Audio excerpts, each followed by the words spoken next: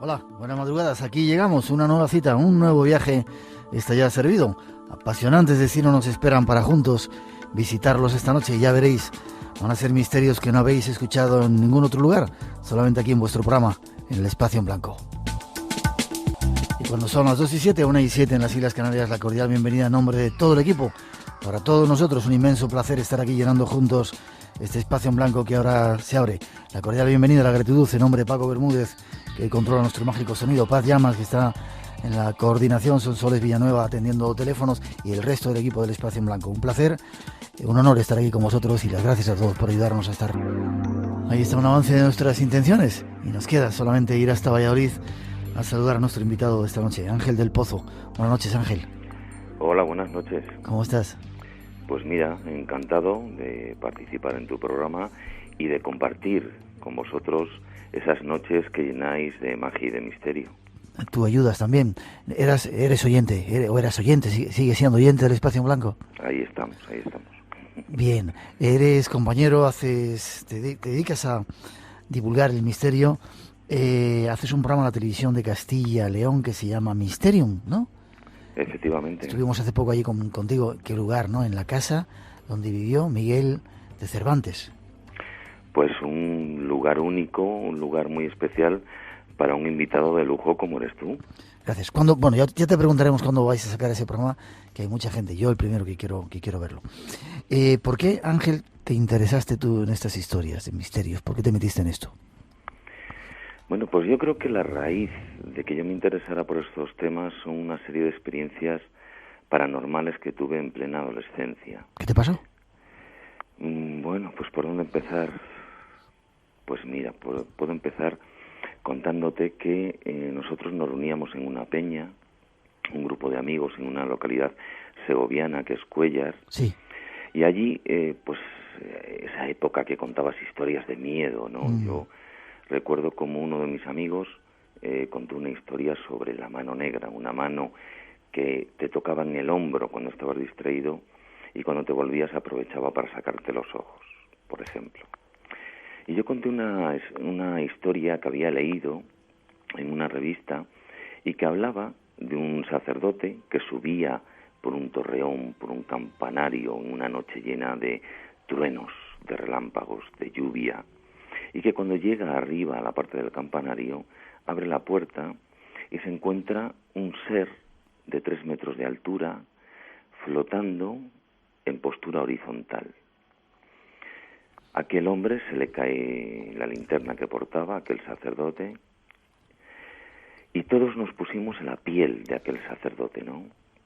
En la oscuridad, intentando recoger la linterna, las pilas, montar la linterna para volver a alumbrar y ver que allí no había nada. Esa fue una de las historias que yo conté, que había leído y que años más tarde supe, cuando me dediqué a estas historias, que era un hecho real que había sucedido en un pueblecito de Cantabria. ¿Sí? Y nosotros nos marchamos, ¿no?, atemorizados por aquellas historias, nos fuimos a dar una vuelta. Y cuando volvimos a la peña, nos encontramos, son de estas puertas de doble hoja, que había servido anteriormente como cuadra. Empujamos la parte de arriba, la abrimos y al dar la luz nos encontramos un saco relleno de paja. Yo creo que que pesa unos 15 kilos, flotando en el aire de manera horizontal. ¿Qué me dices? Eso lo vimos 5 testigos. ¿Qué me dices?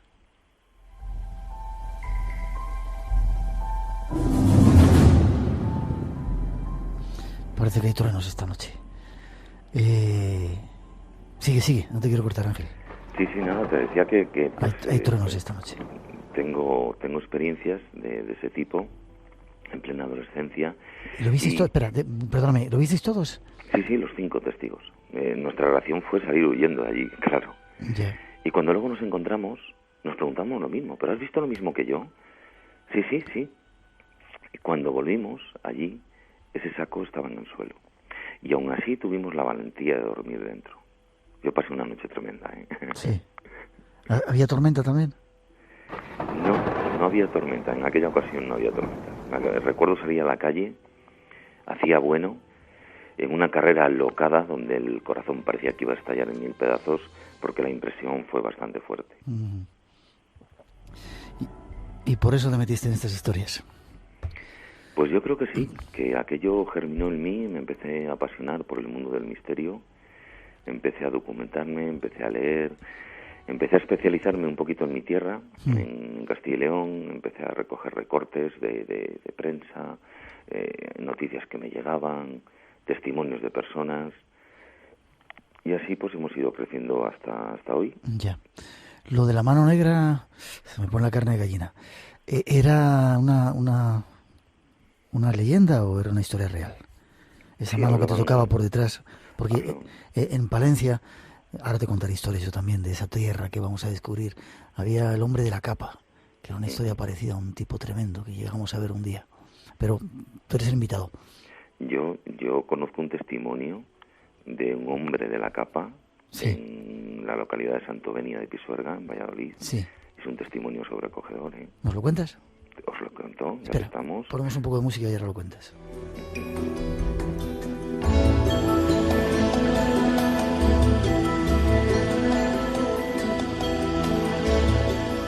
¿Cómo era esa historia del hombre de la capa, Ángel? Pues un grupo de adolescentes que estaba jugando en el año, creo recordar, 1977, verano. Ya sabes que los pueblos en esas épocas, pues los niños están jugando hasta altas horas de la madrugada, no había peligros, ¿no?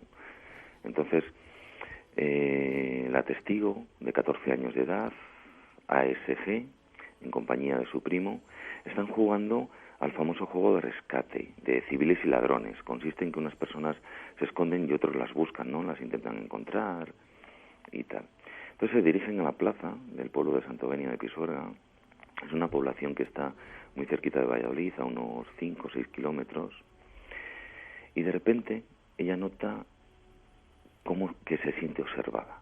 ¿En la plaza estaba la iglesia? En la plaza mayor del pueblo, justamente donde está la iglesia de San Juan. Ya. Y donde al lado hay un cementerio. Ya. Ella siente como alguien la está observando. Ella se vuelve y ve un ser en una esquina. Le puede ver muy bien porque había justamente una luz en esa esquina. Ve un ser con capa y sombrero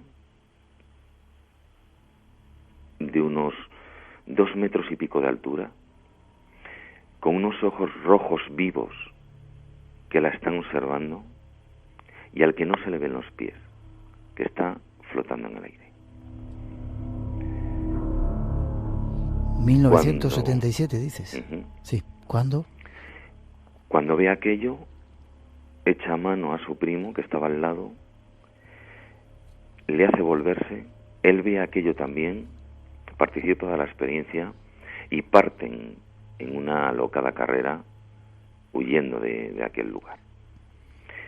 Lo sorprendente de esta historia es que años más tarde ella empieza a darse cuenta de que tiene visiones, unas extrañas visiones que se producen cuando está realizando, por ejemplo, tareas en la casa, mientras plancha, mientras limpia. Y es una visión muy extraña.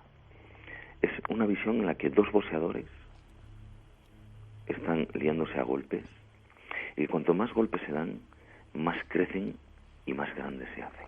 Qué raro, ¿no? Una visión extraña. Yo te pregunto, ¿por qué inventarse algo así cuando yo recogí el testimonio de ella? Ya. Y ve las consecuencias y empieza a ver cómo, dependiendo de la creciente de esas visiones y la proximidad, ve que muere alguien cercano a ella. Entonces, claro, esto a ella es algo que no puede controlar. Cuando la vienen ese tipo de visiones, sabe que alguien familiar, cercano o amigo está a punto de morir, y así lo ha contrastado en varias ocasiones. 2:20, 1:20 en las Islas Canarias. La noche se presenta movidita. Vamos, ¿te parece, con otros casos que teníamos preparados? Venga, vamos con ellos. ¿Tienes agua cerca que te vamos a dar a la noche? Vamos a... Déjame que haga un llamamiento. Sabemos que Hay mucha gente que nos escucha en Palencia, Valladolid, en esa zona. Si hay gente que haya vivido historias con el hombre de la capa, yo recuerdo haber vivido la historia en un pueblo de Palencia, que se ponga en contacto con nosotros, o extraños fenómenos en esa zona. 900-137-137. Este es solo el comienzo. Nuestro invitado nos va a traer más casos. Detrás de esa introducción os contamos alguno.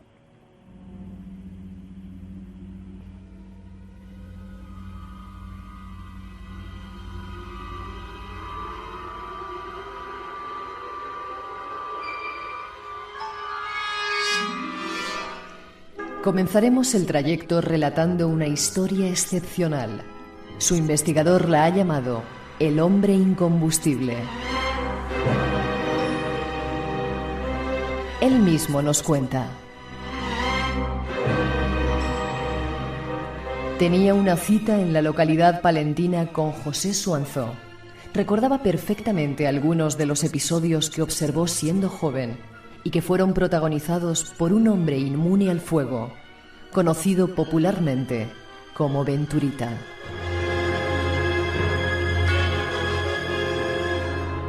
Yo lo he visto, asegura José, pasar andando descalzo sobre una llanta al rojo vivo y pasarse por la lengua un hierro incandescente sin que sufriera daño alguno.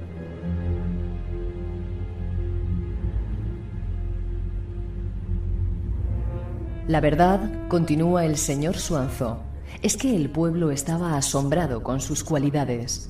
En cierta ocasión, se sentó sin ropa en una cocina encendida de esas de hierro, conocida como bilbaína, y la apagó como si nunca se hubiera encendido.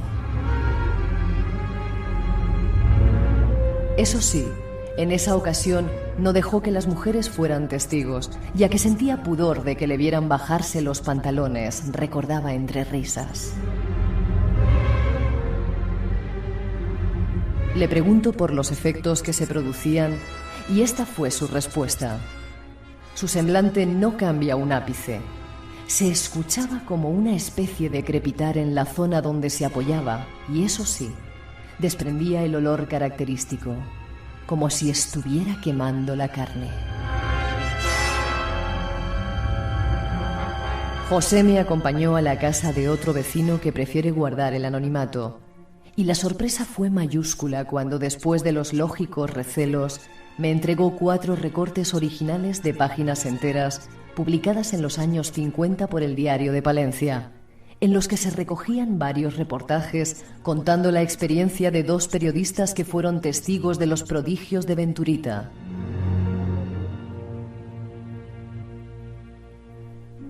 Los artículos recogen el testimonio de numerosos vecinos. A mí me apagó la cocina con la lengua. La chapa estaba al rojo vivo. Pasó la lengua por ella y la cocina quedó fría como si hubiera hecho 1000 años que no se prendía fuego en ella.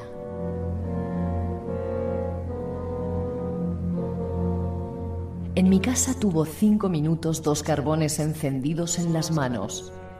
En la tejera, con solo soplar apagó los hornos. En la puerta del rabal llevó un gran rato una verja candente con las manos.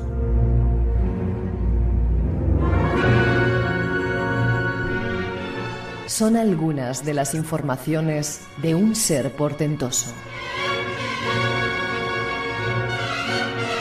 Un ser que esta noche revive para contar su historia en nuestro programa. Escuchemos.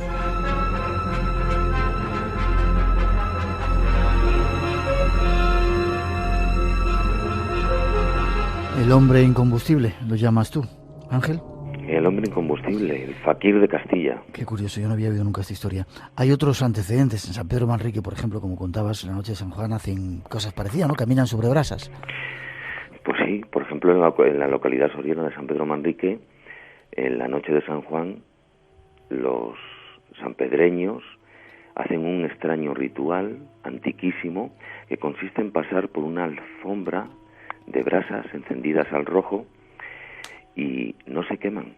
Uh-huh. Pero este caso es muy diferente, porque en el caso de San Pedro Manrique el contacto con el fuego es muy breve, porque pisan rápidamente con pasos grandes sobre esas brasas Y el caso que nos ocupa hoy es muy diferente, porque la exposición era mucho más prolongada. Ya, vamos por partes, si te parece.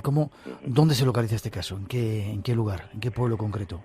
Pues este hombre, Miguel de la Pinta, alias el Venturita, era natural de Piña de Campos, un pueblo de la provincia de Palencia. Uh-huh. Sí. ¿Año en que sucedía todo esto? En los años 50. Años 50. ¿Cómo localizas tú la historia? ¿Te cuentan...?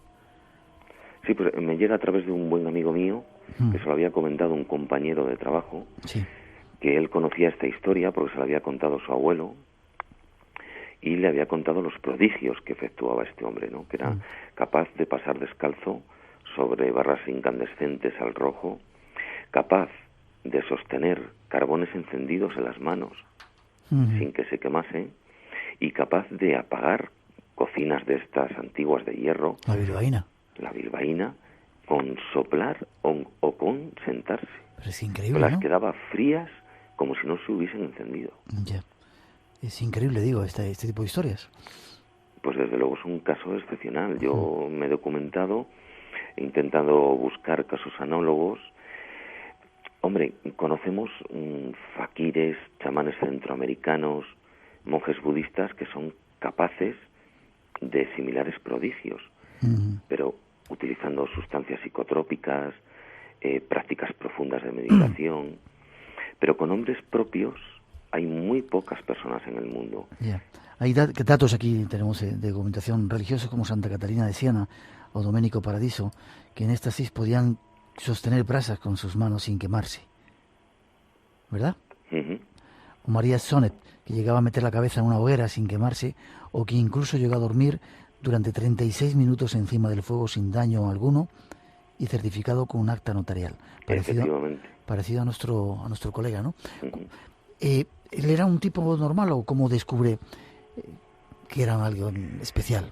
Bueno, él contaba que de niño ya se llevó algún coscorrón de su madre porque soplaba en la lumbre y la apagaba. Y cuenta que un día el herrero del pueblo le arrojó un hierro al rojo vivo y le pidió que se le acercara. Claro, se quedó con la boca abierta cuando Miguel cogió aquel trozo de hierro candente al rojo vivo y fue a entregárselo al herrero.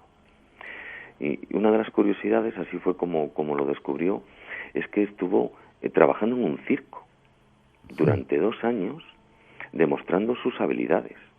Lo que pasa que decía que no le daba ni para comer y que por eso lo tuvo que dejar y volvió al pueblo, a Piña de Campos, a seguir con las labores que efectuaba de agricultura. O sea, él se dedicaba al campo.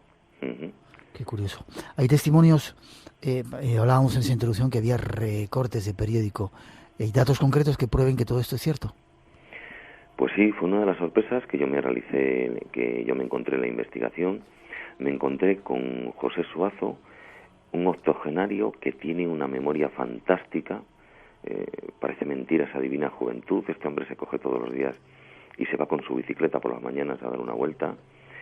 Y tenía una memoria muy fresca y me habló de los prodigios que él había visto siendo niño realizar a Miguel de la Pinta.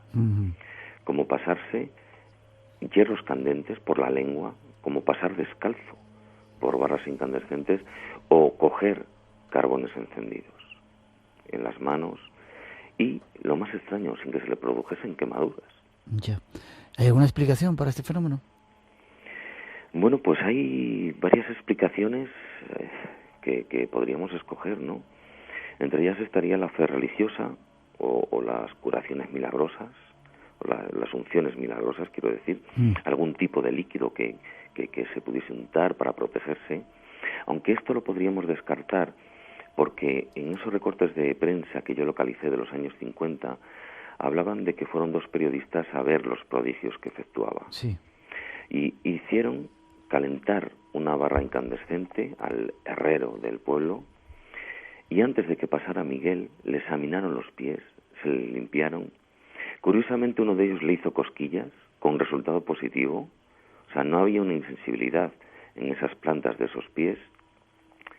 Y esta pues la podríamos descartar, pero hay otras, ¿no? Como la hidrotermia ambiental, que es una precisamente que se utiliza para explicar los prodigios que suceden en San Pedro Manrique cuando pisan esas brasas descalzos. que consiste en una especie de aislante térmico entre el fuego y el cuerpo, como una especie de sudoración que se emite y por eso no se llegan a quemar, o que fuera capaz de producir una anestesia psicógena, una producción espontánea de anestesia psíquica, que eso hace que impida las consecuencias dolorosas de las propias quemaduras. Ya, qué curioso. Nos contabas esa experiencia con los periodistas que le hicieron cosquillas y luego le pasaron esa barra que había calentado el herrero. No, pasó él encima. ¿Pasó él por encima? Pasó él por encima, la pusieron en el suelo, yo he visto las fotografías, y pasa él andando, pisando y sonriendo sin mostrar ningún tipo de dolor ni nada por el estilo.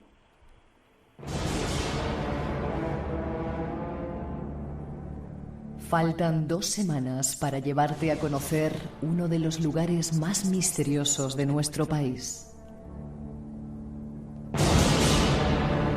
Será una experiencia única que solo en el espacio en blanco podrás vivir. Mantente en la sintonía de Radio Nacional de España. Te vamos a llevar hasta el corazón mismo del misterio.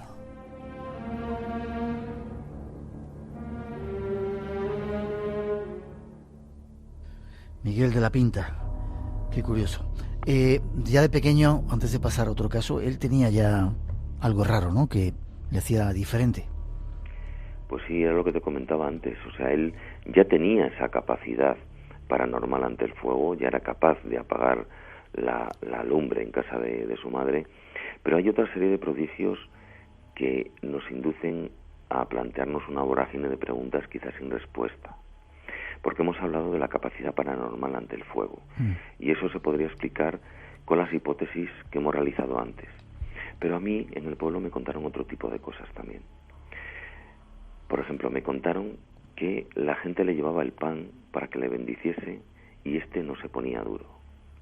Es decir, una bendición sobre el pan y no se ponía duro. Y no se ponía duro. Algo importante en aquella época, en los años 50. Sí. Era capaz de curar dolores de muela. Y algo sorprendente. El abuelo de la persona que me hizo llegar esta información, Ernesto Álvarez, le había contado que una vez le retó. Fueron a un tentadero de toros bravos. Le dijo: Miguel, ¿tú serías capaz de saltarte ahí con todos los toros ahí bravos? Le dijo: hombre, por supuesto, sin ningún problema. Se saltó la valla, empezó a caminar. Los toros le observaron y lo que hicieron fueron venir hacia él y rodearle. Sin hacerle daño, sin causarle daño alguno. Ya. Qué curioso personaje el Venturita. ¿Se sabe algo de él ahora? ¿Se sabe? ¿Falleció? Falleció en los años 60. Sí. Y no dejó descendencia. Tenía una hermana que tampoco dejó descendencia. Y en las fotos de los diarios de la época aparecía con su hermana y con su madre. Ya. Qué curioso. Extraño, ¿eh? Muy, muy extraño. Un caso muy, muy curioso y muy sorprendente. Yo, de los casos que he investigado, más curiosos y más sorprendentes, desde luego. 2:34, 1:34 en las Islas Canarias. Seguimos adelante. Si queréis contarnos historias que os hayan pasado hoy en esta comunidad de Castilla y León, 900-137-137. Os llevamos ahora a un pueblo también en el que pasan cosas curiosas y que no teníamos muchos datos acerca de él. Escuchar.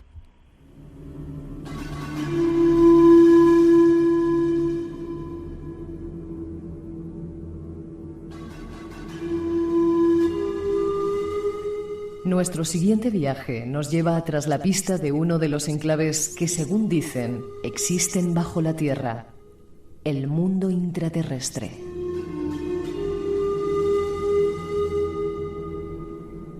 Hay un pueblo en la provincia de Palencia del que se cuentan numerosos fenómenos extraños. Su nombre es Antigüedad y está situado en la comarca de Cerrato.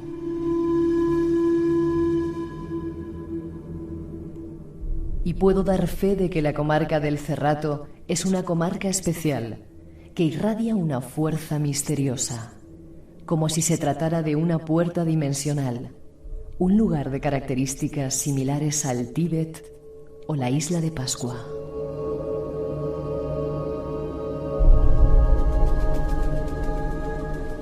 Son los primeros apuntes del misterio que ahora queremos abordar. Y los datos continúan.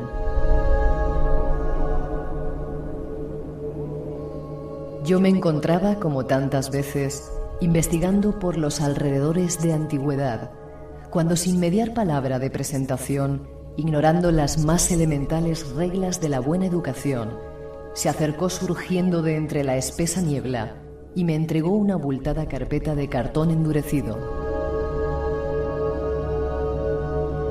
Ante mi insistencia, solo pude arrancarle un lacónico: soy Floreal.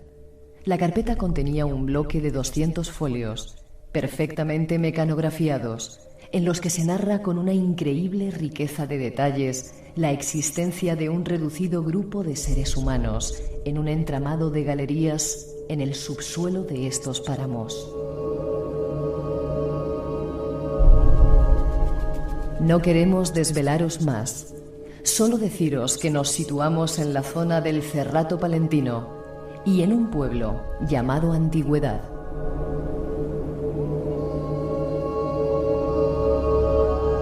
Nuestro invitado nos ofrece las siguientes claves para desentrañar este extraño misterio. Ahí cuando me contabas la historia, Ángel, yo me llevé una gran sorpresa. Te contaba que mi familia, mi madre concretamente, parte de mi familia es de Cerrato, de esa zona, de un pueblo que debe estar, 5 kilómetros de Antigüedad, y yo no tenía ni idea. He pasado muchos de mis veranos cuando era pequeñito por ahí corriendo por el río Pisuerga, viendo al hombre de la capa y viviendo esas experiencias, pero no tenía ni idea de Antigüedad. Qué extraña historia. Antigüedad, una extraña historia. Yo, desde luego, extraña fue ya como me llegó, ¿no? Sí. O sea, yo, mi buen amigo Julio Corral, en una de mis visitas a Ochate, me comentó que había escuchado que en un pueblo que se llamaba Antigüedad sucedían fenómenos extraños y que un escritor lo había condensado en 3 libros. Entonces, la verdad es que cuando llegué a casa, pues me metí en un programa informático de un mapa para ver dónde estaba. Pero digo, yo Antigüedad, esto no lo he oído en mi vida. Es de Palencia, pero no lo he oído en mi vida. Y ya me llamó la atención algo extraño. Es que tú miras en el mapa dónde está Antigüedad y ves que todos los pueblos que hay alrededor están equidistantes a unos 10 kilómetros. Sí, es curioso, lo hemos visto también viéndolo ahí en... O sea, es algo que no sé si habrá otros ejemplos en España, ¿no? Habría que rastrear un mapa, pero desde luego es muy curioso, como si estuviera a salvo de miradas indiscretas. Uh-huh. Y luego su nombre, Antigüedad. Sí. O sea, no se sabe de dónde viene, de dónde procede. O sea, un nombre como Antigüedad, también único. Uh-huh. Es un sitio extraño. Y está en la comarca de Cerrato. En la comarca de Cerrato. Al lado de Baltanás, de Cebico de la Torre. En toda esa zona. Al lado de Venta de Baños. Esa zona. Uh-huh. Más datos, ¿qué ocurre? ¿Qué empiezas a averiguar? ¿Qué te cuenta? Pues, lo que hice fue ponerme Espera, a buscar. si conocéis dónde está ese pueblo, Antigüedad, llamarnos 900-137-137. Perdona, Ángel. Uh-huh. Me puse a buscar quién era el autor de esos libros, ¿no? Y rastreando, pues me encontré con que era Jesús Torrellas, un hombre franco, un hombre sosegado, y que ya había sido entrevistado en el diario El Norte de Castilla, y en el que realizaba una afirmación misteriosa. Decía que Antigüedad era un lugar muy especial, con una fuerza misteriosa, y que era una puerta dimensional, un lugar de características similares al Tíbet o la isla de Pascua. Pues a mí me sorprendieron aquellos comentarios. Pero tú sabes que estamos envueltos en 1001 investigaciones, estás a 1000 cosas, y decidí posponerlo. Lo curioso es que a los 2 días de decidir posponer esta investigación, me llegó un email de una persona que se llamaba Jesús Torrellas y que quería hablar conmigo para ponerme al día de sus investigaciones. Y como no pudo ser de otra manera, formalizamos una cita y acudí al corazón del Cerrato Palentino, Antigüedad, para entrevistarme con Jesús. ¿Y qué pasó ahí? Bueno, pues me puso al día de cómo había ocurrido esto, ¿no? Él me contaba que toda la historia es demasiado fuerte y que él la narra de forma novelada en esta trilogía que ha escrito Tierra de Misterios. La historia comienza cuando él, dando uno de sus paseos habituales, realizando investigaciones por las cercanías del pueblo, aparece un día que había niebla, una persona de repente que se le presenta como Floreal y que le entrega... Se llamaba así, ¿no? Floreal, como decíamos en la introducción, sí. Y le entrega una carpeta con 200 folios mecanografiados en los que habla de una historia muy extraña, de una historia de que allí, debajo en el subsuelo, viven seres humanos en un entramado de galerías subterráneas y que son un grupo que proviene desde la Edad Media y que como este grupo hay 10 colonias en todo el planeta.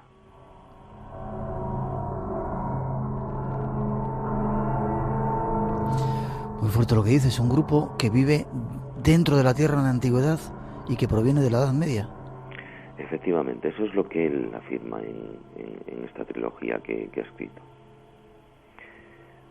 Habla de que tienen conocimientos sorprendentes, avances tecnológicos, médicos y espirituales. Y sobre todo, algo en lo que yo podría estar de acuerdo, es que uno de los grandes errores de la humanidad es que nos hemos centrado en los avances tecnológicos y no en el crecimiento espiritual, que es lo que deberíamos haber hecho. Ya. Déjame que te pregunte, ¿en el pueblo hay cuevas? ¿Hay entradas al subsuelo? Sí, hablan de oquedades, de cuevas, allí hay bodegas, o sea, como que hay, el sitio es ideal para ese tipo de que pudiese haber cuevas debajo. Yo lo que pasa es que esta historia le pedí a Jesús el poder ver aquellos folios mecanografiados, sí, y me dijo que no tenía permiso para poder hacer eso. Yeah. Y también le pedí visitar esa cueva donde esos seres habían estado allí hasta el año 2002. Ah, o sea, ¿ya no están? No. Él me comentaba que habían estado hasta el año 2002. Lo que sí que sigue es la cueva, por supuesto, y que habla de que hay una cámara que no se sabe muy bien qué es lo que sucede allí. Hay una serie de dibujos, de inscripciones, de difícil traducción, que podría ser un centro espiritual o una puerta dimensional a un mundo desconocido, y que ese lugar sigue existiendo, pero que todavía no tenía permiso para poder llevar a otras personas. Ya. Lo cierto es que hay cuevas. Aparentemente en la casa de este personaje es donde estaba una de esas entradas a ese centro, ¿no? a ese lugar. Y los individuos no llamaban la atención, esos que ya han desaparecido desde el 2002. ¿Dónde están ahora? ¿Dónde se fueron? ¿Se sabe algo de ellos? Pues sí, recuerdo que me dijo que habían marchado a una zona de islas griegas, que era donde habían marchado. Eso fue lo que me comentó. Ya. Lo curioso es que la antigüedad es eso ocurre en la antigüedad. Te emplazo para que me lleves algún día, ¿te parece? Cuando vuelva por ahí por la tierra, que vayamos a ese pueblo. Tú vas a menudo, ¿no? Sí, yo es un lugar al que suelo visitar porque le considero muy especial. Sé que esta historia es increíble. Absolutamente increíble. Pero hay testimonios de avistamientos de luces, de avistamientos de objetos volantes no identificados en antigüedad y en toda la zona del Cerrato. Es una zona muy especial. Hay testimonios de gente que ha escuchado melodías de procedencia desconocida. Hay gente que ha visto extrañas nieblas que se formaban de repente. Hay una persona que ha dado un testimonio de que ha visto un pueblo inexistente. Y hay personas que allí se cargan energéticamente. Yeah. Y que para procesos de enfermedades han obtenido resultados muy buenos. Y yo es un lugar que visito cuando puedo porque me parece que es un lugar muy especial. Antigüedad, en el Cerrato Palentino, cerca de Baltanás, de Cevico la Torre, de esos pueblos que por ahí buscaron un mapa, un sitio especial. Iremos a verlo, ¿te parece? Estoy totalmente de acuerdo, y para mí sería un honor llevarte por allí y enseñarte el pueblo de antigüedad y dos ermitas que hay muy especiales, Villella y Garón. Para mí será... Justamente equidistantes las dos de la localidad, a 5 kilómetros. Pues será un placer, y sobre todo si encontramos esas claves. Déjame que no solemos pasar llamadas de los oyentes en esta etapa del programa, pero hemos pedido si alguien había vivido esa experiencia con el hombre de la capa, y María José Sánchez parece que tiene algo que contarnos. Buenas noches, María José. Hola, buenas noches. ¿Cómo estás? Bueno, un poco nerviosa. Sí. Brevemente, ¿que eres de Bilbao? Sí, bueno, nací en Bilbao y ahora vivo en Murcia, pero sí, estuve en Bilbao, sí. ¿Y cómo fue la historia esa de que viste al hombre de la capa?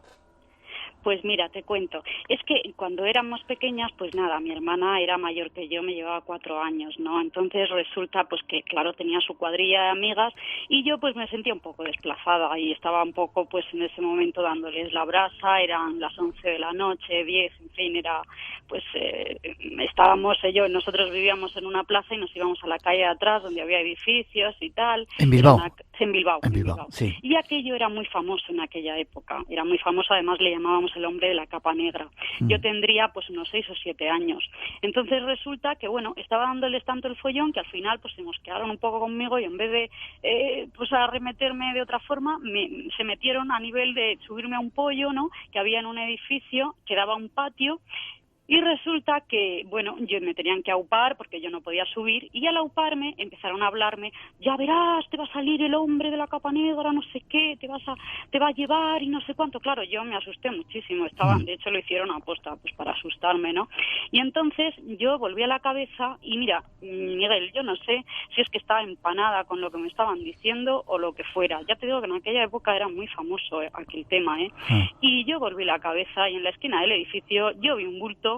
El hombre llevaba su capa negra bien atada, incluso no me comentaron nada, yo le vi un sombrero de copa, que eso es lo que me ha chocado, que el invitado estaba hablando de que llevaba sombrero, que no sé qué, aquella chica que le vio, y yo, pues claro, yo loca por bajarme, yo estaba que si no me bajan me da algo. Mi hermana ya empezó a decir, venga, no pasaros, que ya se está asustando demasiado. Yo volví a la cabeza y seguía viendo el bulto aquel, era un ser que estaba así como asomado, no llegué a verle ojos rojos, ni llegué a ver nada realmente extraño, solamente pues vi la silueta. Ya. Y te digo que yo cuando lo he oído, pues claro, me he acordado de aquella anécdota, digo, mira, yo tenía, ya te digo, 6 o 7 años, yo no sé si sería verdad o mentira o era la empanada que ya tenía en la cabeza de tanto decírmelo, pero desde luego, no sé, me ha chocado. Y digo, mira, se lo voy a contar como anécdota. Gracias. Y no te puedo decir más. De verdad que también te digo que incluso decían que si corría mucho aquel ser, que llegaba a lugares en nada de tiempo, 200, 300 kilómetros la hora. Bueno, era súper famoso aquel tema en aquella época. Te lo agradezco, María José. Pues gracias a vosotros. Un beso grande, gracias por escucharnos y por contarnos. 2:49, 1:49 en las Islas Canarias. El hombre de la capa no solamente estaba en Palencia, en esa zona, sino también en Bilbao. Ángel, ¿sigues ahí, no? Sí. Qué curiosa historia. Ya te contaré yo. Atentamente. Te contaré a micrófono cerrado la que yo vi en Tariego de Cerrato. Y junto con otro montón de niños vimos también a ese hombre de la capa. Un pueblo muy especial en el tema de objetos volantes no identificados. ¿Tariego de Cerrato? Sí. Pues fíjate, yo tampoco lo sabía. Tariego de Cerrato y Cevico de la Torre. ¿Cevico? Ha habido bastantes casos de avistamiento de objetos volantes no identificados. ¿Sí? A ver si hay alguien escuchándonos en Tariego de Cerrato, en Cevico de la Torre. Llamarnos también, esta noche queremos conectar con vosotros. Otra introducción, otro caso más que nos va a contar Ángel, de estos misterios que no conocíamos.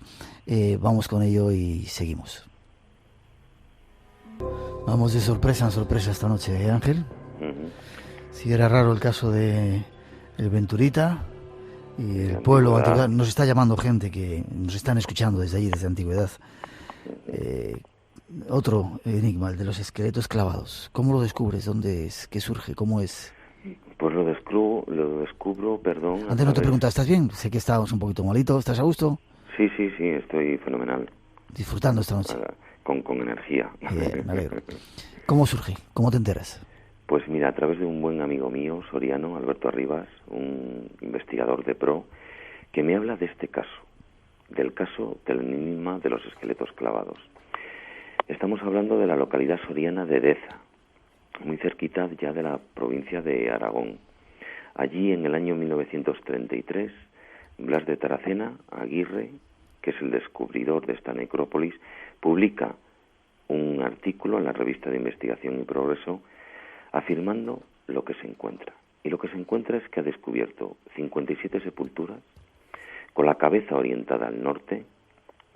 Están soterradas en un terreno calizo, a una profundidad de unos 2 metros, y encuentra los esqueletos con una serie de joyas, sortijas de plata, pendientes de pobre calidad, en las que descubre en algunas de ellas que tienen grabado el nombre de Jehová, distorsionado. Sí, sabemos que el nombre de Jehová no se puede escribir, ¿no? Distorsionado porque es algo que consideraban los judíos que no se debería hacer, ¿no? Sí, no se puede pronunciar un nombre santo. Eso es. Puede ser una blasfemia, sí. Entonces, eso, más el análisis de las joyas, confirmaba la leyenda. Aquel montículo especial en el que yo he estado se llamaba Cerro de los Judíos. Pero lo curioso es que en esos 57 sepulturas que descubre, hay en 38 de ellas, encuentra 600 clavos. 600 clavos en 38. En 38 de ellas. ¿El resto no tenía nada? El resto, las otras 19, ningún clavo. Pero en 38 de ellas, lo que es un misterio añadido, encuentra unos 600 clavos. 600 clavos de entre 3 y 7 centímetros de longitud, en la tumba que menos 5 y en la que más 37. Joder, ¿eran todos hombres o...? No, había hombres y mujeres, incluso niños y adolescentes. En concreto, de estas 38, había 8 niños. Y se encuentra que esos clavos están depositados en diversas partes, en antebrazos, en clavículas, en húmeros, en vértebras, en manos, en muñecas, y como hemos oído en la introducción, en el cráneo, incluso en algún auditivo, en un conducto auditivo. Pero lo sorprendente es que otros que están caídos por la disposición y la repetitividad de las tumbas estaban clavados en el corazón y en la vejiga de aquellos. Desde luego es un ritual escalofriante, un ritual espeluznante, sobre todo si pensamos que se hubiese podido realizar en vida. ¿Se supo si lo habían hecho en vida? Bueno, Blas de Taracena afirma que al no encontrar lesiones en los huesos, piensa que se aprovechó la rigidez cadavérica para clavarles. Ya. Es decir, que por lo menos no se lo hicieron en vida. Efectivamente. ¿Y por qué? ¿Con qué finalidad? Pues ahí está el enigma y ahí está el misterio, ¿no? Ya corría por aquella época el famoso dicho de que así te veas clavado como un judío. Podría ser una especie de castigo, podría ser, pero es que los judíos tenían prohibido totalmente tocar los cadáveres. Así lo afirma el libro sagrado del Talmud. Solamente se permitía recoger algunas partes de cabellos a los padres que habían tenido la desgracia de tener un hijo difunto. Entonces, desde luego, es sorprendente, ¿no?, que tuvieran ya ese contacto con los propios cadáveres, aunque fuera para clavarles clavos. 600 clavos de hierro, como si quisieran que no salieran de la tumba, ¿verdad? Pues esa es una de las hipótesis. El miedo a que aquellos muertos pudieran levantarse, convertirse en lo que podríamos llamar zombies o vampiros. Esa sería una forma de sujetarles, clavando esos clavos, y eso explicaría por qué estaban en la mayoría de las articulaciones, en codos, en rodillas, en muñecas, en clavículas. Pero ¿cómo explicar los que estaban clavados en la vejiga y en el corazón? ¿Por qué? Vamos a tener que dejarlo. Dime el pueblo otra vez, el lugar. La localidad soriana de Deza. ¿Y el cementerio era del siglo? Entre el siglo XII y siglo XIII. Siglo XII y siglo XIII, otro nuevo misterio.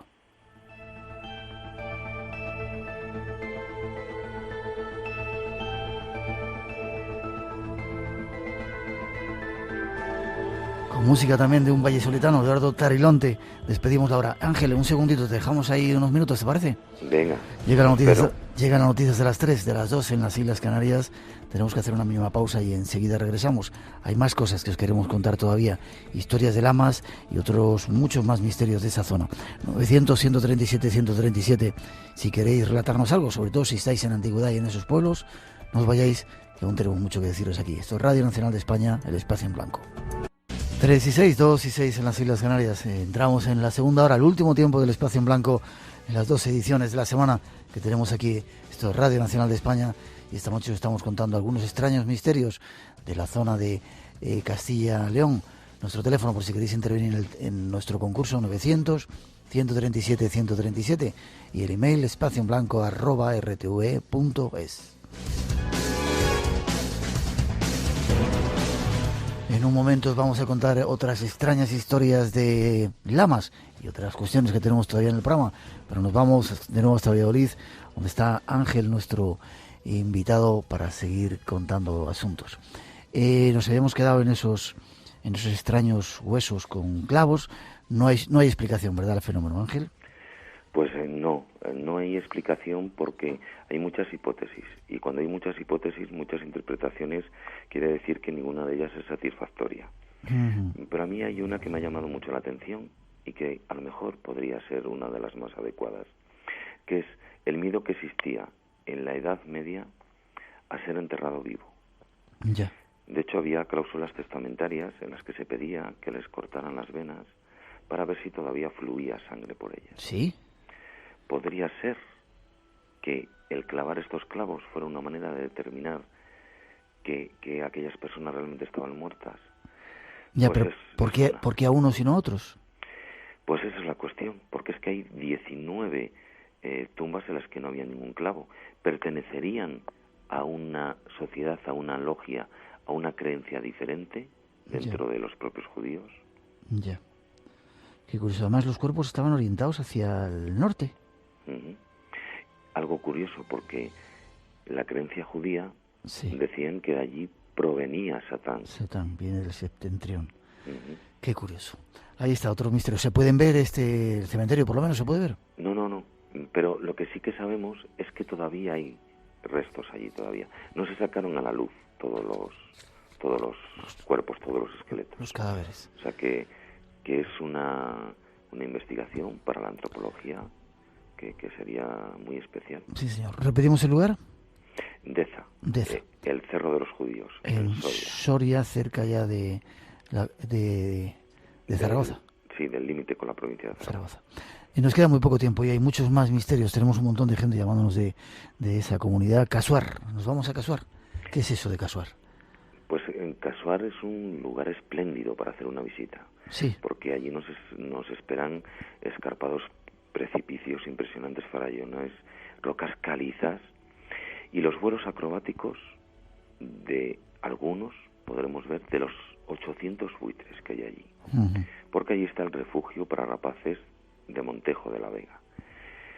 Casuar se llama porque allí existe un monasterio, San Martín de Casuar, muy pequeñito. Dicen las crónicas, la poca documentación que existe, que solamente habitado como mucho por 5 monjes y que fue abandonado en el siglo XVIII. Uh-huh. Un lugar muy especial para dar un paseo y una visita obligada para los amantes del mundo del misterio. ¿Por qué? ¿Qué ocurre allí? Allí han sucedido misteriosos hechos con consecuencias muy trágicas. Yo te puedo decir que es uno de los lugares que a mí particularmente más me ha impresionado, uh-huh, por las circunstancias, ¿no? O sea, yo llegué allí muy pronto, un día por la mañana. Espera, estamos cerca del río Riaza, provincia de Segovia. Segovia. Al límite de las provincias también de Burgos y de Soria. Sí, uh-huh, buen sitio. Vale, llegaste rápido, nos queda muy poco tiempo. Llegué allí, la hora temprana no había nadie, no tienes en el móvil cobertura, el pueblo más cercano está a 3 kilómetros, y pegué un resbalón mientras estaba haciendo unas fotografías y me estremecí solo de pensar lo que podría ocurrir si yo caía, me golpeaba y aquellos señores de la muerte, aquellos buitres que andan por allí, me viesen que no me podía defender. Uh-huh. Y aún me retumbaban en mis oídos las palabras que me dio un buen amigo, investigador, Alberto Barrio Gómez, y me dijo: mi recomendación, después de lo que te he contado, es que no vayas por allí. Sí. Yo no he vuelto. ¿No has vuelto? Yo fui aquella vez y no he vuelto, Ya. de momento. ¿Pero qué ocurre allí? ¿Se ven formas? ¿Se ve...? Allí ha habido muertes trágicas, como 2 cicloturistas en el año 2002 que se precipitaron desde un viaducto, que no se sabe, la investigación que se realizó no se sabe qué es lo que ocurrió, no había indicios de peleas entre ellos, no había indicios de que hubiesen intervenido otras personas, no hay indicios de que hubiese un accidente, no había notas de suicidio, y lo que está muy claro es que dejaron las bicicletas abajo, se subieron arriba al viaducto y no se sabe por qué acabaron abajo. Qué curioso. Ha habido apariciones fantasmales. Hay testigos que aseguran haber visto al mismísimo Félix Rodríguez de la Fuente. ¿Qué me dices? Andaba por aquella zona él, ¿no? Sí, él fue el promotor de esta idea. Un lugar que inauguró el propio rey don Juan Carlos, y la idea de este refugio fue del propio doctor Félix Rodríguez de la Fuente, un pionero en la ecología mundial. Hay varios testimonios de personas que aseguran haberle visto, y yo tengo recogidos varios acontecimientos trágicos. Este mismo investigador acudió un día, después de que le contaran una pareja de jóvenes franceses que habían visto al mismísimo Félix Rodríguez de la Fuente, acudió un día y vio a un explorador perderse a plena luz del día, perderse entre las ruinas del monasterio de San Martín de Casuar. No le volvió a ver, ni tampoco volvió a ver a los 4 jóvenes que estaban merendando a la orilla del río, porque cuando salieron de allí se estrellaron con su coche en un tramo totalmente recto, falleciendo los 4. ¿Es un lugar maldito?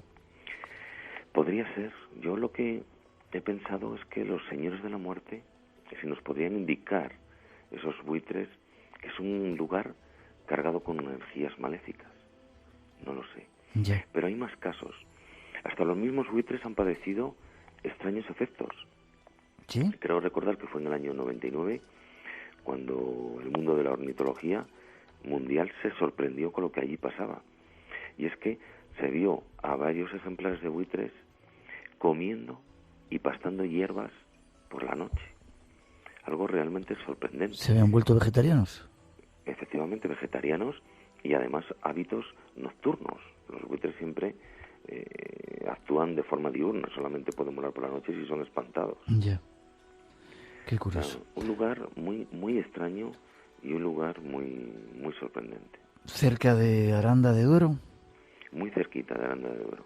Es en el límite de las provincias de entre Segovia, Soria y Burgos. Tú no vas a ir. En esa esquinita. Ya, tú no vas a ir por allí, ¿no? Pues no, la verdad es que no me apetece. No me apetece. No he estado ya una vez para realizar el reportaje de investigación y ahora mismo no me apetece volver por allí. Bueno, ha sido curioso. 16 en las Islas Canarias. Seguimos adelante. De tierras cercanas, de ese cerrato palentino, nos vamos hasta el Tíbet. Hay historias de lamas que esta noche os queremos contar. Nuestro siguiente invitado, un compañero del Espacio en Blanco, está dispuesto para hacerlo. Escuchar. Música nos lleva de viaje hasta Asia, hasta el Potala, hasta Lhasa, hasta el Tíbet, uno de los lugares que ha fascinado la imaginación de un montón de escritores de todo el mundo, y también a nuestro compañero José Manuel Frías. Buenas noches, José Manuel. Hola, buenas noches, Miguel. ¿Te has dejado seducir por los Dalai Lamas y todo este mundo?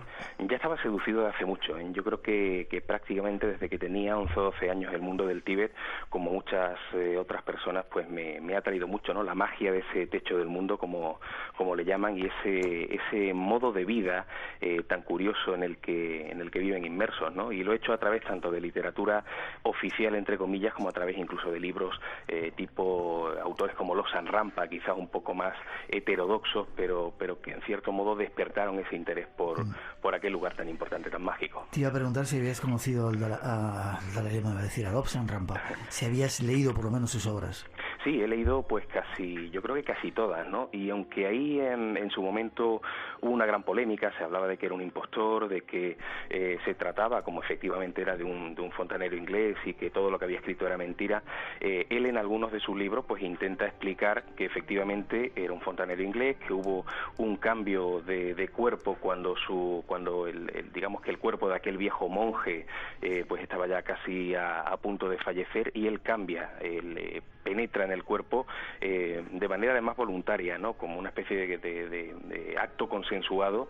Y bueno, aunque pueda parecer un poquito extraño y pueda parecer que eso incluso fomenta más la idea del fraude, yo creo que los que nos dedicamos a estos temas, pues casi que no nos sorprendemos ya de nada, ¿no? Todo es posible, y en todo caso, aunque hubiera sido incierto lo que él cuenta como experiencia personal, sí es cierto que su trabajo sirvió, por supuesto, para que sobre todo personas en la década de los 70 y de los 80 tuvieran interés no solo ya por el Tíbet en sí, sino por el mundo del orientalismo. Yo creo que eso ya de por sí tuvo su mérito. Se te iba a decir, sería un farsante o sería un fontanero, sí, pero a mucha gente se vendieron por millones los libros de Lobsang Rampa y les ayudaron a hacer cosas, viajes astrales, a conocer el mundo del Tíbet. Muy curioso. Exacto. Hablemos de Lamas. Tíbet, qué lugar, ¿no? Sigue siendo ese lugar impresionante donde está, dicen, una de las polaridades espirituales del planeta. Yo estoy convencido de que sí. Fíjate que el Tíbet no solamente ha traído a curiosos, a viajeros, a amantes del mundo del misterio, del esoterismo, sino a numerosos países que han intentado conquistarlo durante mucho tiempo, aunque al final, como bien sabes, se llevó la palma China, ¿no?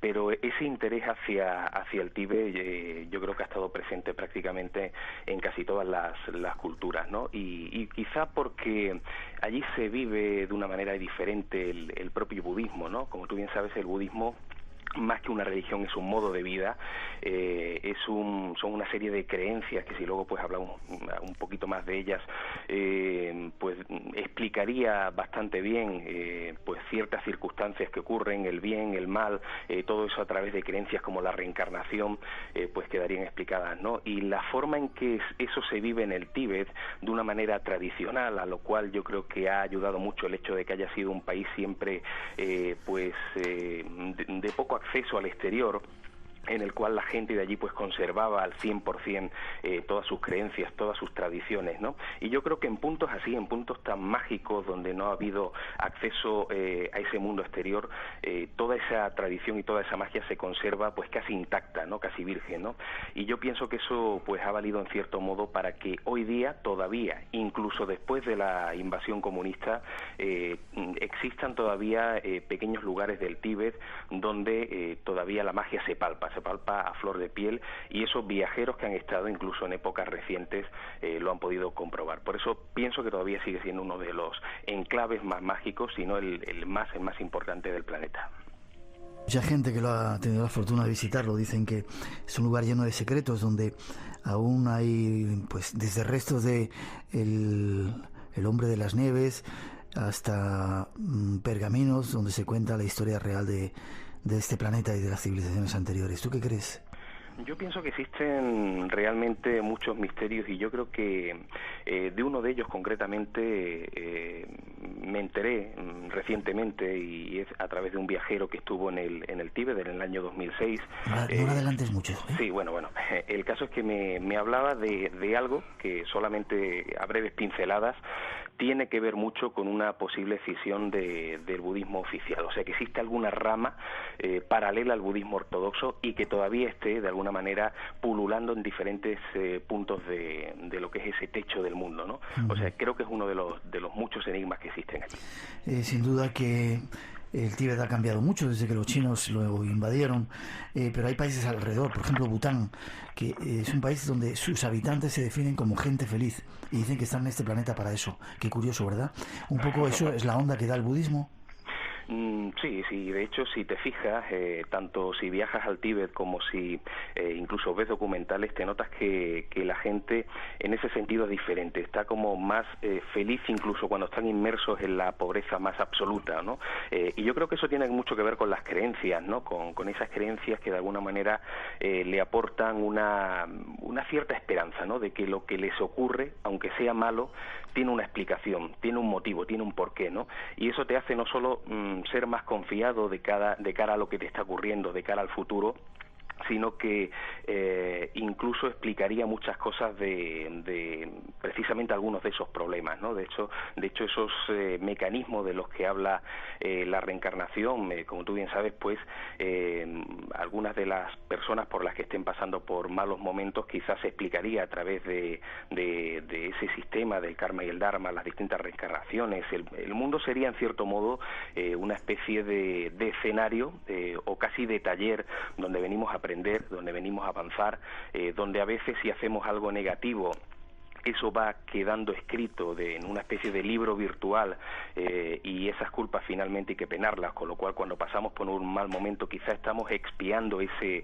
pasado, o sea, hacer una especie de purgatorio en la tierra, y yo creo que por eso cuando uno conoce el budismo, lo ama y en cierto modo cree en su doctrina, cualquier cosa negativa que le ocurra la afronta de una manera diferente. Por eso la gente en el Tíbet es feliz y ríe mucho. Eso es algo muy curioso que me he dado cuenta. La gente, incluso en lugares más pobres, sonríe mucho, y eso yo creo que es algo muy importante. Muy bonito ver esas caras cuando vas por ahí. Sí, cierto. Muy cerca de donde tú estás, en Málaga, tenéis uno de los templos budistas más importantes de España, ¿no? Sí, bueno, aquí tenemos uno de ellos, por supuesto, el Alpujarra Granadina, que además muy famoso por aquel niño Sel, ¿no? Que luego pues también tuvo su parte de polémica, porque después de haber dedicado cierta parte de su infancia y su juventud al budismo como a la reencarnación de un gran lama tibetano, pues finalmente se decidió dejar ese mundo y entrar un poco en el modo de vida caótico en el que vivimos inmersos los occidentales, ¿no? Incluso aquí en Málaga también existe un templo en la zona de la Viñuela y bueno, la verdad es que aunque no atrae al grueso de la población, sí poco a poco yo creo que existe un acercamiento a la cultura tibetana, a la cultura budista y precisamente por el hecho de ser un modo de vida más que una religión con imposiciones, hay personas que pueden ser cristianas, que pueden ser de cualquier otro tipo de creencia y de alguna manera llevar a cabo en su día a día, en su vida diaria, una serie de conceptos budistas. O sea que no es una religión, sino una creencia o una doctrina que se puede adaptar a cualquier tipo de religión. Y eso también tiene su importancia. Es cuando estuvimos en Málaga casi siempre intentamos ir a visitar ese lugar que nos parece muy especial. Sí, desde luego. Antes de que nos cuentes ese secreto que guardas del Dalai Lama, es muy curioso porque parece el budismo tiene muy buena prensa. Desde Richard Gere hay un montón de actores, actrices de todas las partes del mundo que son budistas y parece que hay buena onda, ¿no? Como gente feliz. ¿Ayuda tanto en la vida el budismo como sistema de vida? Yo entiendo que sí, que cuando uno realmente lo hace de manera sana y sabe elegir quién debe ser tu maestro, tus maestros, sí te ayuda, sobre todo en el momento actual en el que estamos, ¿no? Momentos en los que hay muchas dificultades personales, económicas, laborales, y de alguna manera todo eso te causa un estrés, yo creo que lógico, ¿no? Y casi inevitable, ¿no? Y precisamente afrontar todo ese tipo de problemas con una creencia como es la budista, creas o no creas en todos sus conceptos, que eso es diferente, pero ya el hecho de aceptar parte de su doctrina, de aceptar y practicar parte de sus rituales que muchas veces nos ayudan, yo creo que te sirve para eliminar, para expulsar todo eso negativo que llevamos dentro, todo ese estrés, para sobre todo mirarnos a nosotros mismos, o sea, conocernos mucho mejor y de alguna manera poder afrontar todo ese tipo de problemas. Y yo lo he notado aquí en muchísimos lugares, pero concretamente gente de aquí de Málaga que pertenecen o que por lo menos tienen contacto con estos templos, tanto el malagueño como el de Granada, son personas diferentes en ese sentido, o sea, se enfrentan a los problemas con un temple que yo creo que es muy positivo, que te sirve para que no te vuelvas loco ante todo este modo de vida pues tan rápido, tanta prisa, y que de alguna manera pues te sientas mucho mejor contigo mismo y lo que antes decía, mirarte a ti mismo, mirar hacia adentro, que es algo que muy pocas veces hacemos. Esta noche aquí en el Espacio en Blanco, en Radio Nacional de España, queremos descubriros el secreto del Dalai Lama con José Manuel Frías. Atentos.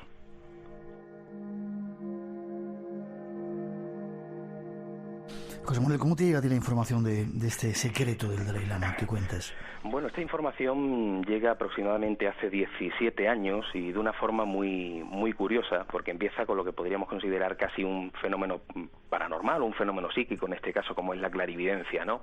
No mía, por supuesto, pero sí de la persona a la que conocí en unas jornadas, en unas conferencias que se dieron precisamente en mi ciudad, allá por el año 1992.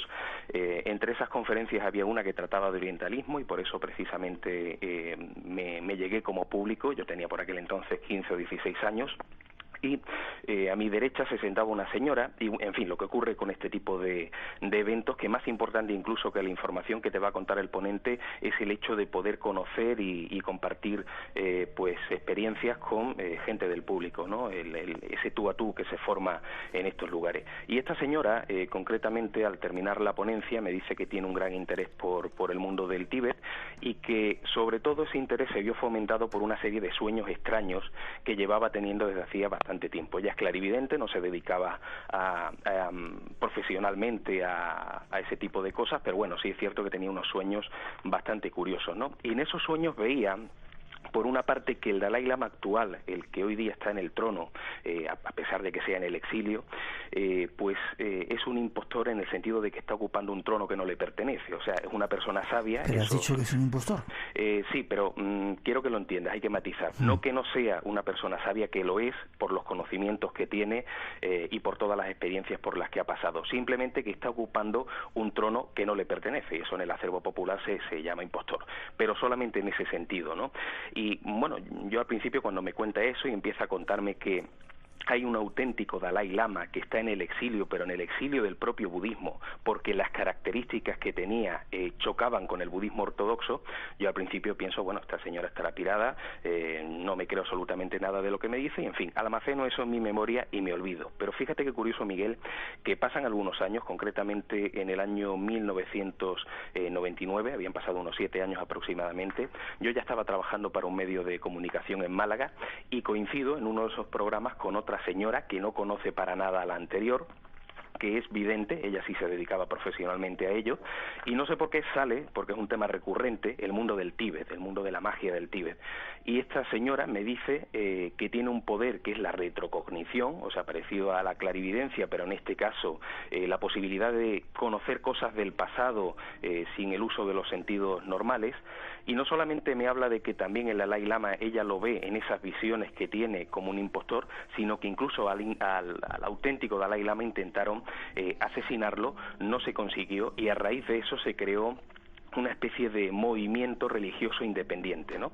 Bien, me cuentan muchas más cosas, sería muy largo de narrar, pero yo creo que el remate fue ya en el año 2006, cuando... Espera, ¿tú le dabas crédito a lo que decían esta serie de personas cuando se basaban en eso, precogniciones, poderes, que sabes que es todo muy subjetivo y que es muy difícil a veces darle cierta seriedad o credibilidad? Sí, hombre, demasiado subjetivo, desde luego. De hecho, yo nunca le he prestado atención a este tipo de temas. Yo sé que esos fenómenos existen, eso es así, pero hay tanto fraude y tanta mentira que nunca le he prestado atención, nunca he querido investigar esas materias psíquicas, esas materias del poder de la mente humana, y por lo tanto, cuando la primera señora me lo cuenta, no me lo creo en absoluto. Cuando esta segunda señora coincide plenamente en lo que me estaba contando la primera, ya empiezo a sospechar que podría haber algo cierto, pero claro, tampoco me preocupó excesivamente, ¿no? Y yo creo que cuando empiezo a poner por escrito todo este tipo de ideas fue en el año 2006, porque ahí coincide que un familiar realiza un viaje al Tíbet y a China, o sea, un viaje de estos turístico, místico, ¿no? Y concretamente, estando en el Tíbet, decide hacer una serie de rutas de manera libre, contrata un guía en inglés, porque esta persona habla inglés, y a su regreso me llama, queda conmigo y empieza a contarme que efectivamente en algunos pequeños poblados del Tíbet, sobre todo poblados donde hay cierta libertad, porque tú sabes que en el resto del Tíbet pues la China comunista de alguna manera lo maneja todo, en algunos de estos poblados se habla de extrañas creencias, de ramas paralelas del budismo ortodoxo, de rituales que se realizan en casas cuevas. Yo no sé si casas cuevas allí viene a significar lo que aquí, pero yo vi demasiadas coincidencias. Y fíjate qué curioso, y casi a modo de titular, Miguel, casi toda esta información que a mí me ofrecen, y ya desde hace 17 años, me habla de que el auténtico Dalai Lama, el auténtico 14º Dalai Lama, vino al mundo como mujer, y esa fue la característica que de alguna manera le hizo ser rechazado por el budismo ortodoxo. O sea, habría venido al mundo como mujer para dar un golpe tremendo al machismo que de por sí impera en toda la sociedad global, pero principalmente en el Tíbet, donde la mujer, por lo menos hasta antes de la invasión comunista, era considerada pues prácticamente un animal de tercera. O sea, allí estaba en el escalafón el hombre, después el animal de carga y después la mujer. Allí la mujer no valía para nada.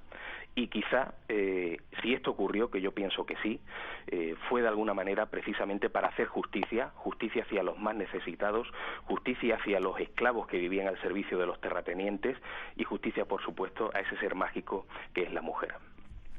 Si te gusta el misterio y lo desconocido, tienes una cita con nosotros. Espacio en Blanco, en Radio Nacional de España, con Miguel Blanco. Muy fuerte, ¿eh, José Manuel, eso que dices? Es decir, que hay informaciones secretas que hablan de que el actual Dalai Lama es un impostor, entiéndase en el sentido de que sí, porque ha tomado el puesto que no le corresponde y que la verdadera reencarnación de ese lama era una mujer. Exactamente, que posiblemente esa mujer ya falleció y se reencarnó en otro personaje que sería el 15º Dalai Lama. O sea, tendríamos que retrotraernos en esta historia, según toda la información que ha llegado a mis manos, cuando en el año 1933 fallece el 13º Dalai Lama, Thupten Gyatso, un hombre que además era muy querido por el pueblo. Dicen que era el último Dalai Lama que realmente luchó por su patria, y justo antes de morir, con un pie ya casi en el otro lado, decide venir a este mundo como mujer, precisamente para eso, para hacer justicia, sabiendo incluso lo que se iba a encontrar, ¿no? Y cuando en el año 1939, poco después, se inicia la búsqueda de ese nuevo Dalai Lama, que bueno, se hace, como bien sabes, por distintos procedimientos, pero uno de ellos es colocar delante de el niño, de los niños que de alguna manera podrían ser esa reencarnación, una serie de objetos del anterior Dalai Lama para ver si los descubre, ¿no? Y aparentemente fue precisamente una niña la que pues acertó absolutamente todo. Y claro, eso chocaba tanto con el budismo ortodoxo que presuntamente, si es cierta la información que ha llegado a mí, los propios abades del Potala decidieron desterrar a esta niña, decidieron incluso de alguna manera contratar a una persona para que intentara quitarle la vida, cosa que no fue posible cuando ese hombre de alguna manera intenta hacerlo y ve los ojos de la niña y la profundidad y lo que hay tras esos ojos, no lo puede hacer. Y bueno, toda esa historia queda silenciada hasta la época de la invasión comunista del Tíbet, una época difícil, complicada, donde mueren más de 1 millón de personas, niños mutilados en las calles, mujeres violadas por los soldados, en fin, entre todo ese momento tan caótico de la historia del Tíbet, resulta que los propios abades del Potala, aquellos ancianos que ya en su momento habían cometido aquella tropelía de desterrar a una niña inocente, deciden esconder en las profundidades del Potala, con el fin de que no caiga esa información, esos documentos, esas joyas en manos de los chinos, de la China comunista, en las propias entrañas del Potala, en subterráneos, ¿no? Y llegando a ese lugar, una vez que ocultan todo, se encuentran con un manuscrito de puño y letra de Siddhartha Gautama, del propio Buda, en el cual se habla de 8 profecías muy curiosas, que además cualquiera que se meta en internet las puede encontrar, pero encontrará solamente 7 porque una fue mutilada. Y en esa profecía ya Buda adelantaba que en su 14ª reencarnación vendría al mundo como mujer, precisamente para hacer justicia, ¿no?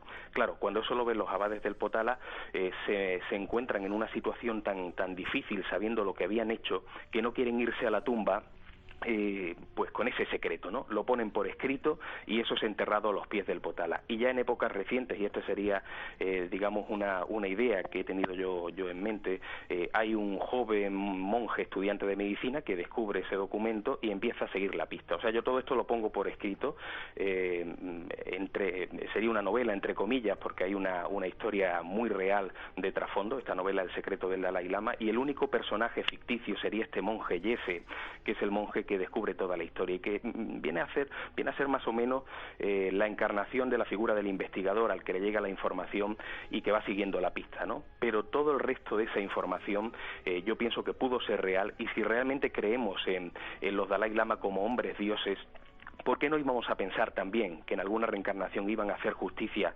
viniendo como mujer, retornando un poco a las creencias más ancestrales del hombre, que son la de la mujer diosa, la de la diosa madre o la diosa tierra? Yo pienso que pudo ser así. Curiosa historia, el secreto del Dalai Lama. Vamos a dejarlo ahí. Sí. Vamos a dejarte que lo sigas investigando, que lo sigas desarrollando, que sigas escribiendo para que te sigamos leyendo. Claro. ¿Te parece?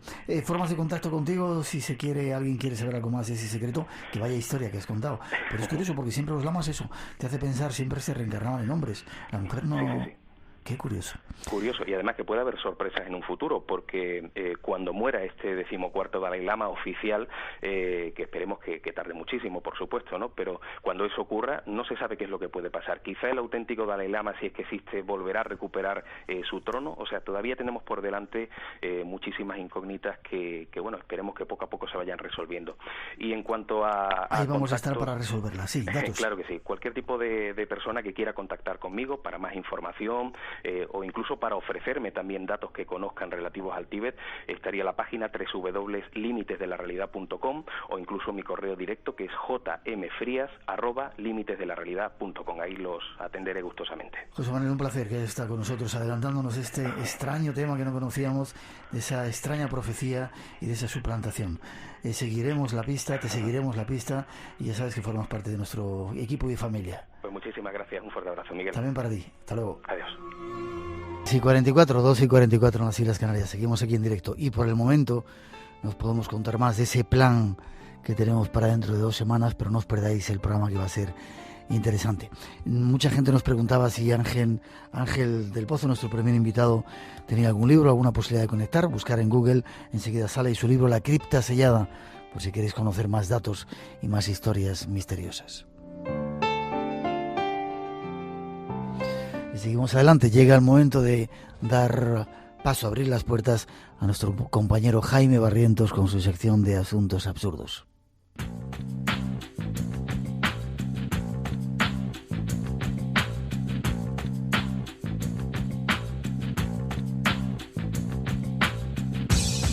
Ahí estamos, sección de Se abre el Departamento de Asuntos Absurdos. Llega Jaime Barrientos. Buenas noches, don Jaime. Hola, buenas noches, Miguel. Se te ve como una cara, ¿se está tomando el sol? Sí, este otoño estás tomando el sol. Bueno, es que aparte de que me gusta la jardinería, pues bueno, he estado en Galicia. Tengo un jardín yo ahí, hay que quitar hierba, que si quieres venirte Cuando quieras. Estoy como loco, llevo ya 3 meses cortando hierba, o sea que si quieres Jaime Barrientos, Departamento de Asuntos Absurdos. Hoy nos tocan animales. Sí, ahora si quieres hablamos hoy de animales. Vamos con ello. Mágicos y no mágicos. Ah. Pues si quieres hablamos de la serpiente. Sí. Denostada en algunas religiones, como la... Es curioso cómo la gente le tiene tanto, no sé, pavor, animadversión. Es una sensación muy rara, ¿no? Sobre todo en Andalucía. En Andalucía no les miente la bicha. Sí, en muchos sitios de nuestro país, ¿no? Hablar de serpientes es una cosa, les da... Bueno, de hecho, Tico Medina, nuestro compañero periodista, me consta que entró en un cine a ver una película y cuando salió una serpiente se marchó. Sí. O sea que no creo que haya visto las películas de Indiana Jones. Ya, es curioso eso, las serpientes. Cuéntame, perdón, que yo también me voy por los cerros y cuidado contigo. Es contagioso. Todo se pega menos la belleza y la inteligencia, ¿no? Sí. Y pues bueno, hablando de la serpiente, está muy mal considerada en la religión judía y en la cristiana. En cambio, para otras religiones, como por ejemplo para griegos y romanos, era sinónimo del conocimiento. Y qué curioso que el caduceo de Mercurio, el bastón de Mercurio, tenía 2 serpientes enroscadas. Lo estaba viendo ahora. Y quizá, se remita a la doble hélice del código genético. De alguna manera, pues tiene que ver con el conocimiento y de hecho también 2 serpientes enroscadas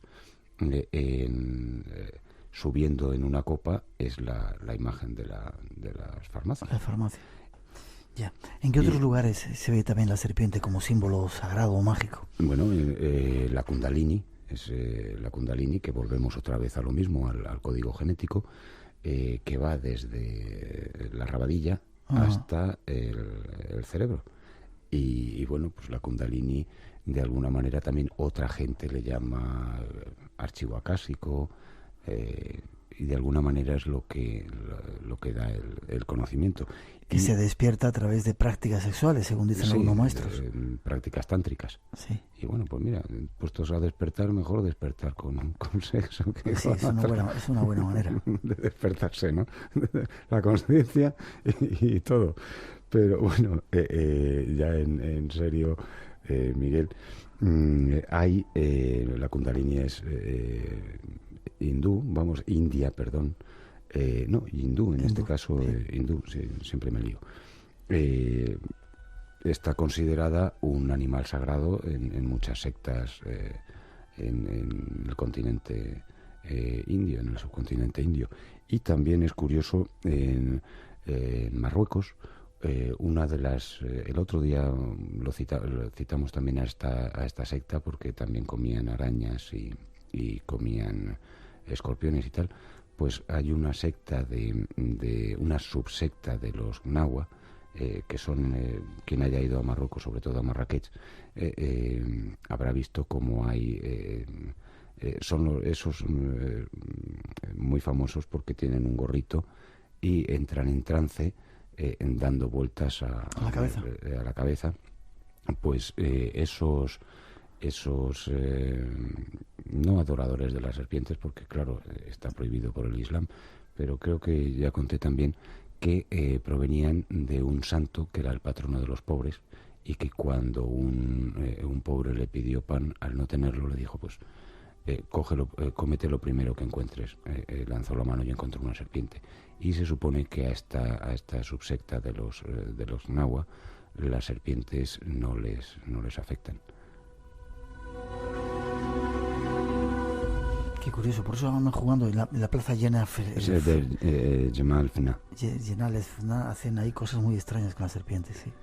Que es, pues eso, es una... Y luego, claro, por no hablar otra vez, volviendo a la India, de esa imagen que todo el mundo tiene con la cobra y el mago tocando la flauta y haciendo cómo se eleva. Mientras para nuestra religión es un animal maldito porque representa al diablo, en otros es un animal mágico y sagrado.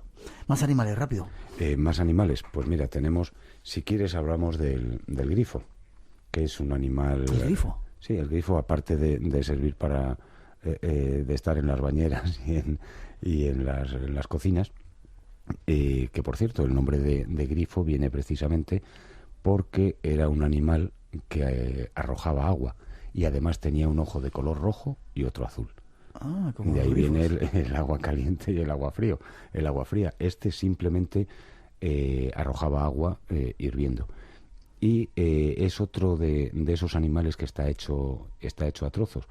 Se suponía que era el pájaro más grande de todas las especies de aves, y tenía la cabeza de águila, de color dorado, y luego tenía el cuerpo de león y unas garras enormes, y con sus gigantescas alas, cuando las batía, era capaz de derribar a un hombre de su cabalgadura, de su caballo. Y está relacionado también el grifo con, de alguna manera, la codicia y la rapacidad, porque en su nido iba guardando y atesorando todas las joyas y todo lo que iba robando. Y además, como dicen que no hay mal que 100 años dure, pero parece que el grifo vivía 1700 años. Y a los 300 años de edad era cuando empezaba a poner huevos, que incubaba durante 25 años. 25 años. ¿Algún animal más que tengamos?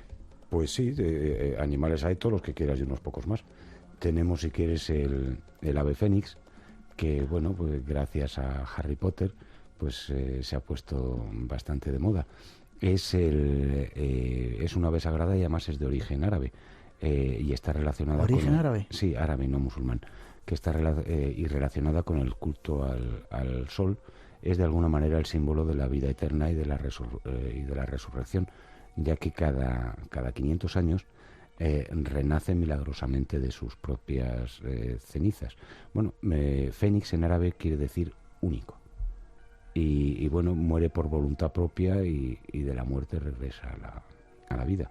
Como los lectores de Harry Potter saben. ¿Eres lector de Harry Potter? Sí, de vez en cuando he leído alguno. Muy curioso. Has visto las películas, ¿no? Sí, está muy bien. Sí.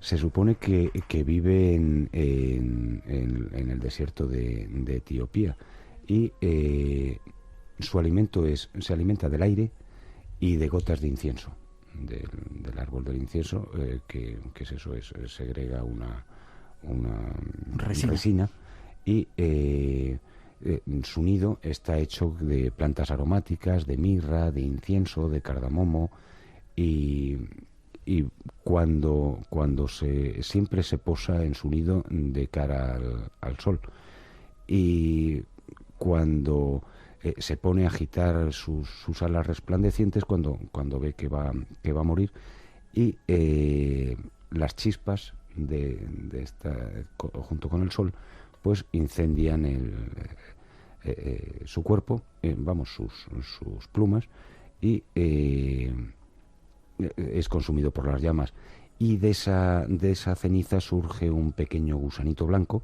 que al segundo día ya ha adquirido forma de pájaro y al tercer día resucitó, se convierte de nuevo en ave fénix. Una promesa de la resurrección, quizá un símbolo de la vida que siempre renace, ¿verdad? Sí, que es por eso la Iglesia cristiana tomó entre otros animales al fénix como representación de Cristo, que no el único. Aparte también ya sabemos que el cordero, también el gallo, que ya hablaremos otro día si quieres del gallo. Si es que no paro, si es que no... Vas hilando un tema con otro que yo no sé cuándo vamos a terminar. Jaime Barrientos, un placer. Déjame que diga, eres también un gran admirador de la cultura islámica, el mundo árabe. Acabas de decir diferenciar árabe musulmán. Alguna gente se ha sentido ofendida porque a veces hablábamos de Al-Qaeda y los árabes. Nuestro respeto para el mundo musulmán, creo que hemos dejado constancia en este programa de ello, ¿verdad? Somos grandes admiradores de ese mundo musulmán y no necesariamente, es decir, nunca hemos dicho ni vamos a decir que el mundo musulmán tiene que ver con los terroristas. No, por supuesto. Pero... En todas las partes del mundo hay locos, tanto aquí como allí, y bueno. Claro, al final yo creo que lo que valen son las personas, porque yo me he encontrado malas personas en todas las religiones y en todos los partidos políticos, pero también me he encontrado excelentes personas en todas las religiones y en todos los partidos políticos. O sea que al final lo que vale es el ser humano, que está por encima de todos ellos. Una de esas buenas personas. Muchas gracias. Gracias por estar con nosotros. Se ve la semana que viene. Hasta la semana que viene.